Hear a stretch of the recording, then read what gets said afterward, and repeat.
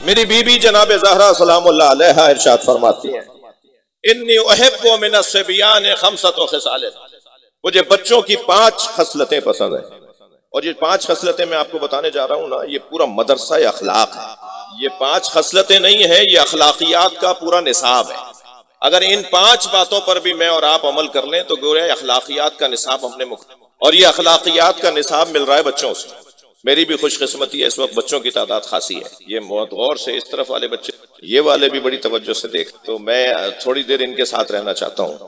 Be be فرما رہی ہے مجھے بچوں کی 5 خصلتیں پسند ہیں۔ الاول انہم الباکون، پہلی خصلت صفت مجھے بچوں کی ہے کہ یہ روتے زیادہ ہیں۔ ذرا غور فرمائیں گے عزیزو، جی ہمارے ہاں تو بچہ زیادہ رو رہا ہو تو مولانا کے پاس لے جاتے ہیں کہ دعا دم کروا کے آ جاؤ، ذرا کوئی پھونک لگ، اور پھر ڈاکٹر کے پاس لے جاتی ہیں۔ میں بیمار رونے والے بچوں کی بات نہیں کر، جو بیمار رونے والے بچے ہیں ان کو تو ڈاکٹر کو دکھانا ہے، لیکن بچہ جلدی، اچھا آپ نے دیکھا ہے کہ بچے اور عورتیں جلدی روتی ہیں، بات میں رو، سن رہی ہیں مجھے یا نہیں؟ تو یہ بچے اور عورتیں بات میں، ہر بات میں رو پڑتے ہیں، اس کی وجہ یہ ہے کہ ان کا دل نرم ہے، اور سیدہ فرما رہی ہیں مجھے وہ اچھا لگتا ہے جس کا دل نرم ہوتا ہے۔ بھئی علت کی طرف جانا ہوگا نا کہ سیدہ کو بچوں کا رونا پسند کیوں ہے؟ رونا پسند اس لیے ہے کہ بچوں کا دل نرم ہوتا ہے، اور جس کا دل نرم ہوتا ہے وہ کسی کا دل دکھاتا نہیں ہے۔ تھکیں گے نہیں، میں ایک نتیجہ دینے جا رہا ہوں۔ آپ 2 بچوں کو ذرا کھیلتے ہوئے دیکھیے، کھیل میں ایک بچہ دوسرے بچے کو دھکا دے دیتا ہے، اور وہ گرنے والا بچہ تو یوں روتا ہے کہ اسے چوٹ لگتی ہے، مگر سارا ماحول دیکھتا ہے کہ دھکا دینے والا بھی رو رہا ہے، اور اگر کوئی بڑھ کے اس سے پوچھے کہ بھائی یہ تو یوں رو رہا ہے کہ گر گیا، تم کیوں رو رہے ہو؟ تم نے تو دھکا دیا تھا۔ وہ رو کر بتا رہا ہوتا ہے میری نیت خراب نہیں تھی، میں نے جان کر ایسا نہیں کیا، میں یہ نہیں چاہتا تھا جو ہو گیا۔ یعنی اس کا رونا خود علامت توبہ ہے، رونا علامت ہے توبہ کرنے کی کہ نہیں میرا یہ مطلب نہیں تھا، مجھ سے خطا ہو گئی ہے، مجھ سے غلطی ہو گئی ہے، میں رو اس لیے رہا ہوں۔ عزیزان گرامی، سلام کریں، فاتحہ پڑھیں ان مرحومین پر، مغفرت کا سامان کریں اپنے مرحوم بزرگوں کے لیے جنہوں نے ہمیں مجلس میں بیٹھنے کا سلیقہ عطا کیا ہے۔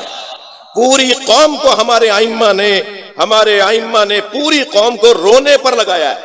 میں 1 گھنٹے تک مولانا فضائل پڑھتا رہوں، شاید اس میں آپ کو کوئی اختلاف ہو جائے گا، کسی دانشور کو کوئی اختلاف ہو جائے گا کہ یہ بات ٹھیک نہیں، مگر جیسے ہی میں مصائب پڑھنا شروع ہوں گا ایک روحانیت مجلس میں طاری ہو جائے گی۔ جس نے میرے حسین پہ 10 لوگوں کو رلایا، جنت میں اس کی ضمانت میں جنت اس کی ضمانت دیتا ہوں کہ جنت اس کی ہوگی۔ جس نے میرے حسین پہ 3 لوگوں کو رلایا، اس کی جنت اس کی تضمین ہے۔ جس نے میرے حسین پہ 1 آدمی کو رلایا، میں محشر میں اس کی حمایت کو کھڑا ہو جاؤں گا۔ اے فرزند شبیب، پریشانیاں جب تمہیں گھیر لیں تو پریشان مت ہوا کرو، ہمارے جد حسین پہ رو لیا کرو۔ میرے مولا صادق فرما رہے ہیں جو اونچی آواز میں روتا ہے وہ ہم اہل بیت کے امر کو زندہ کرتا ہے۔ تمام ائمہ نے ہمیں رونے پہ لگایا ہے۔ کبھی کبھی میرا یہ جوان، یہ بچہ یہ سوچتا ہے کیا رونا مقصد ہے؟ کچھ ہمارے اور انقلابی دوست کہتے ہیں کہ رونا مطلب نہیں ہے، رونا مقصد نہیں ہے۔ میں ممبر پہ اطمینان کے ساتھ کہہ رہا ہوں رونا مطلب ہے، رونا مقصد ہے۔ جس قوم کو رونے پہ لگایا ہو وہ کسی کو رلاتی نہیں ہے۔ لہذا سب سے اچھی تصویر مسلمانوں میں عزاداروں کی ہے۔ توجہ بڑھائیے گا، میں کچھ کہہ رہا ہوں۔ اس رونے کے نتیجے دیکھیے آپ کہاں تک ہیں۔ مسلمانوں میں سب سے اچھی تصویر حسین مولا کے عزاداروں کی ہے، اس لیے کہ رونے والا کسی کو رلاتا نہیں ہے، کہیں جا کے پھٹتا نہیں ہے، کسی کا گلا کاٹتا نہیں ہے، کسی کا گھر اجاڑتا نہیں ہے۔ تم ہمیں مارتے رہو، ہم حسین پہ رو کر صبر کا مظاہرہ کریں گے۔ مستقبل ہمارا ہے، مستقبل کی ضمانت صبر میں ہے، بدلے میں نہیں ہے۔ تھوڑا توجہ بڑھائیں گے میرے عزیز۔ جو صبر کر جاتا ہے وہ اپنا کل محفوظ کر لیتا ہے، اور جو بدلہ لے لیتا ہے وہ آج ہی تمام کر دیتا ہے۔ اور صبر کا ایک مظاہرہ گریہ ہے۔ میرے ساتھ گزری ہے بھائی، بعض ذاکرین اور خطبہ کے بھی اس طرح کی مثال مگر میرے اپنے ساتھ یہ بات، یورپین علاقے کا ایئرپورٹ، اور آپ کو پتا ہے کہ میں اسی جس ہولیے میں آپ کے سامنے بیٹھا ہوں 85 دفعہ ایسا ہوا ہے کہ برابر والے آپ شیعہ مولوی ہیں، آپ سے سوال جہاز میں ہمارے بارے میں خود سے فیصلے کرتے ہیں، ہم سے نہیں پوچھتے کہ بھائی ماتم میں کرتا ہوں، جواب یہ دیتے ہیں۔ میں ماتم کرتا ہوں تو جواب بھی میں ہی دوں گا نا کہ کیوں کرتا ہوں۔ کالے کپڑے ہم پہنتے ہیں تو جواب بھی ہم دیں گے نا کیوں پہنتے ہیں۔ آپ تو پہنتے نہیں ہیں تو آپ کیسے جواب دے رہے ہیں؟ امام حسین پہ ہم روتے ہیں نا، تو جب دلیل بھی ہم ہی دیں گے. آپ تو کہتے ہیں کہ بدعت ہے، تو آپ کیسے دلیل دیں گے؟ فعل انجام دینے والا دلیل دیتا ہے بھائی. جو کوئی انجام دے رہا ہوتا ہے، کام کر رہا ہوتا ہے، وہی دلیل دیتا ہے میں یہ کام کیوں کر رہا ہوں. تو میں ایک ایئرپورٹ پہ اترا تو چند انگریز آگے سے گزرے اور آپس میں باتیں کرتے ہوئے جانے لگے، دیکھو کتنا اچھا اس کا ڈریس ہے، ڈریسنگ کتنی اچھی، لک کتنا ہے. اب وہ اپنی کچھ لوگ پلٹ کر آئے، ان میں کچھ خواتین بھی کہ یہ آپ نے کیا پہنا ہوا ہے. تو میں نے کہا یہ مسلم اسکالرس کا، مسلمان دانشور اس طرح سے پہنتے ہیں. تو وہ خاتون تھی مجھ سے کہنے لگی، اور بہت سارے لوگوں میں خاتون بھی تھی، کہنے لگی کہ مسلم اسکالرس میں ہیں تو بتائیں، مسلم اسکالرس میں سے ہیں تو بتائیں پروفٹ محمد کے گھر والوں کو مانتے ہیں یا دوستوں کو؟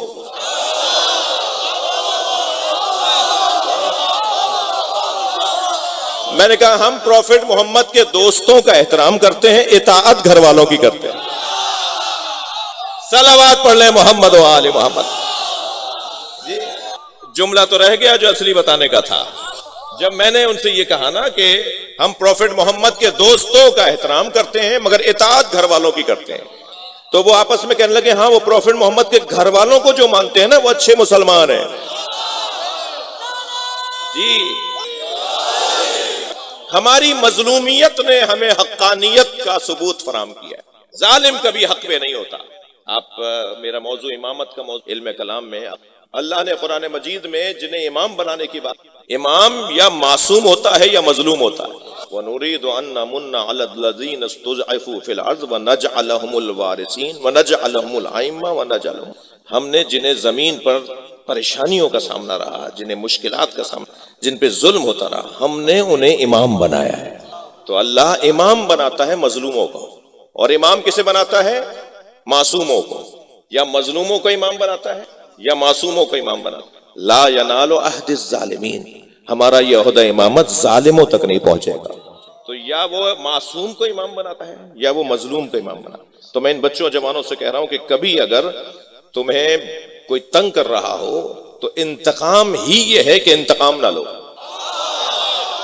تھک رہے ہیں آپ میری باتوں سے، مزہ دیکھنا اس کا، پھر ذائقہ دیکھنا کہ ذائقہ کیا آئے گا. سب سے بڑا انتقام یہ ہے کہ انتقام نہ لیا جائے.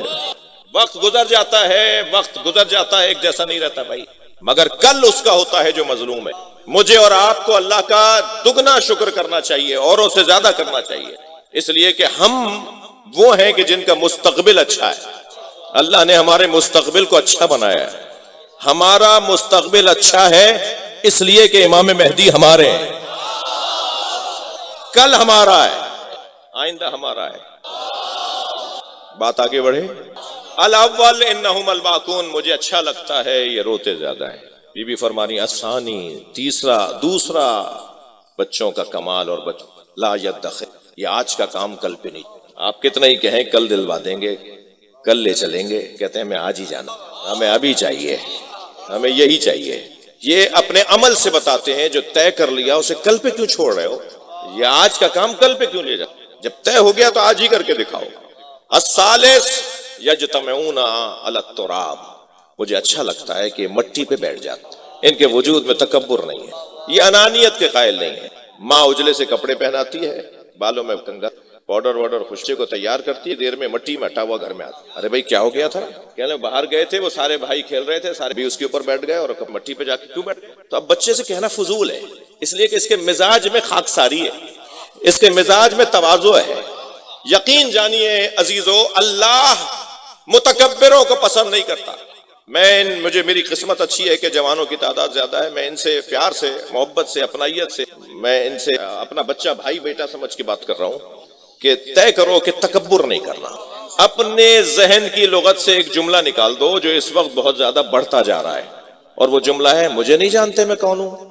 یہاں اسکاؤٹ کا جوان چیکنگ کر رہا ہے بیچارہ، صبح سے شام تک، بڑی مجلسوں میں تو وہ صبح سے شام تک اٹھ باڈی سرچ کر رہا ہوتا ہے، اسے تو کوئی چائے پانی بھی نہیں، اس کا منہ خشک ہو رہا ہوتا ہے، اس کا بلڈ پریشر لو ہو رہا ہوتا ہے. بعض بچے تو گر پڑتے ہیں صبح اسکاؤٹس کے، ان کے ساتھ کوئی خاص محبت کا اظہار بھی نہیں ہو، اور جب وہ چیک کرنے کے لیے آگے بڑھتا ہے تو کہتا ہے مجھے نہیں جانتے میں کون ہوں. ارے بھائی اس کا تو شکریہ ادا کرو، یہ اپنی ڈیوٹی کر رہا ہے، تم الٹا اس سے کہہ رہے مجھے نہیں جانتے میں کون ہوں.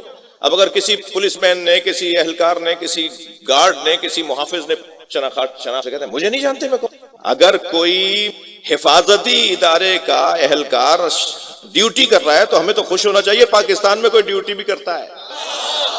میں آپ کو ایک جوانوں کو ایک جملہ دے رہا ہوں. پہلے تو اپنے ذہن سے یہ جملہ نکال دو کہ مجھے نہیں جانتے میں کون ہوں. یہ تکبر کا جملہ, یہ حسینیوں کا جملہ نہیں ہے, یہ خاکساروں کا جملہ نہیں ہے, یہ زمین پہ بیٹھنے والوں کا جملہ نہیں ہے.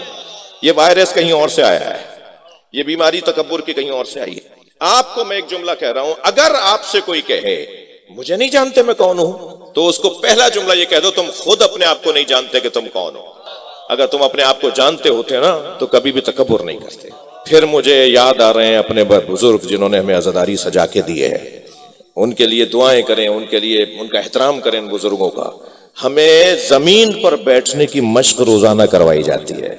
یہ کارپیٹ اگر یہ اپنے بچے کی شادی میں ہمیں اس پہ بٹھا دیتے نا تو ہم نہیں بیٹھتے, لیکن مجلس اعضا کے کارپیٹ پہ بیٹھ گئے. جی ہم کسی کے گھر بھی جوتے اتار کے نہیں جاتے بھائی. پاکستان میں کچھ بڑے لوگ ہیں, پیر صاحبان ہیں, ہم کسی کے گھر جوتے اتار کے نہیں جاتے, مگر حسین کے گھر جوتے اتار کے آتے ہیں. ہم سب جوتیاں اتارے بیٹھے ہیں نا, مجھے ہاں نہ کے جی گردن ہلائیے تھوڑی سی. ہم سب جوتیاں اتار کے مجلس میں بیٹھے ہیں نا.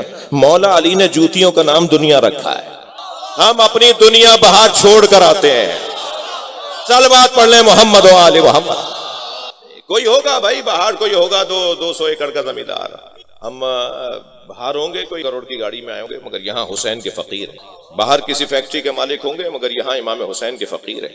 یہ بار بار ہماری انا کو مٹانے کا جو ذریعہ ہے وہ مجلس اعضا ہے. باہر جا کے آپ بات کر لیجئے گا جو کرنی ہے آپ کو, لیکن یہاں سب فقیر بیٹھے ہیں. ایک مجلس میں ایک فیکٹری کا مالک جس کی فیکٹری میں 2000 مزدور کام کرتے, وہ بیٹھا ہوا تھا کہ اسی کی فیکٹری کا ایک مزدور کودتا پھاندتا اسی کے, اور بیٹھتے بیٹھتے بھی بے خیالی میں لات مار دی, اپنے ہی مالک کو پیر لات مار. اس نے جو جھک کر دیکھا کہ دیکھوں یہ کون ہے, تو اسی کا مزدور نکلا. تو ذہن میں خیال آنے لگا کہ اسے ڈانٹ کے کہے پیچھے جاؤ, یہاں کیا بیٹھ گئے, تمہیں نظر نہیں آ رہا. فوراً امام حسین نے خیال ڈالا یہ تمہارا نوکر نہیں ہے, یہ اس کی طرح تم بھی میرے فقیر ہو, تمہاری طرح یہ بھی میرا فقیر. یہ خاکساری, یہ تواضع, یہ بچوں میں جو پائی جاتی ہے وہ ہمیں مشق کروائی جا رہی ہے. الثالث یجتمعون علی التراب, الرابع یعمرون ثم, مٹی کے کھلونے. اور اس کے بعد جب دل مجھے اچھا لگتا ہے, بی بی فرما رہی مجھے اچھا لگتا ہے, بچے مٹی کے کھلونے بنا کر کھیلنے کے بعد انہیں لات مار کے توڑ دیتے ہیں. ممکن ہے کوئی کہے مولانا بات تو بڑی اچھی کر رہے تھے مگر سمجھ میں یوں نہیں آئی کہ آج تو الیکٹرانک کھلونا, آج بچے مٹی کے تو بھائی بچہ بدلا یا کھلونا؟ بچہ نہیں بدلا. کوئی گھر نہیں ہے جس گھر میں سیل والا کھلونا, الیکٹرانک والا کھلونا 1 مہینے سے زیادہ چلتا, یہ اسے توڑ دیتا ہے. کھیلنے کے بعد اس کو کھولنے کی کوشش ہے, پھر اس سے جڑتا نہیں ہے, اور پھر وہ کسی ٹوکری میں کسی ڈسٹ بن میں پڑا ہو. بچہ اپنے کھلونوں کو توڑنے کا مزاج رکھتا ہے, اس لیے کہ بچے کی ساری دنیا اس کا کھلونا ہے. اور مولا علی فرما رہے ہیں یہ دنیا تمہارے استعمال کی شے ہے, تمہیں کہیں استعمال نہ کر جائے. صفت تو کیا کہنا ابھی. الخامس یختصمون بغیر, تھکے ہوئے تو نہیں ہیں آپ؟ مجھ سے آپ مطمئن ہیں بات آگے بڑھے؟ بی بی فرما رہی ہیں یختصمون بغیر حقد, یہ لڑتے ہیں مگر دلوں میں کینہ نہیں رکھتے. ان میں لڑائیاں ہوتی ہیں مگر دوبارہ بیٹھ جاتے ہیں. بڑے لڑ لیتے ہیں آپس میں بچوں کی وجہ, چاچا تایا نے مرنا جینا اٹھا لیا جن بچوں کی وجہ سے وہ دوبارہ کھیل رہے تھے. ارے بھائی تمہاری وجہ سے تو مرنا جینا اٹھا کے آ گئے, تم دوبارہ کھیل رہے ہو. یہ بچے اپنے عمل سے بتاتے ہیں کہ ہم لڑے تھے مگر کینہ پرور نہیں ہے, دوستی ہو گئی. عزیزو ہماری قوم کی کچھ کمزوریاں ضمناً بیان ہو گئی ہیں. صلوات پڑھ لیں محمد و آل محمد.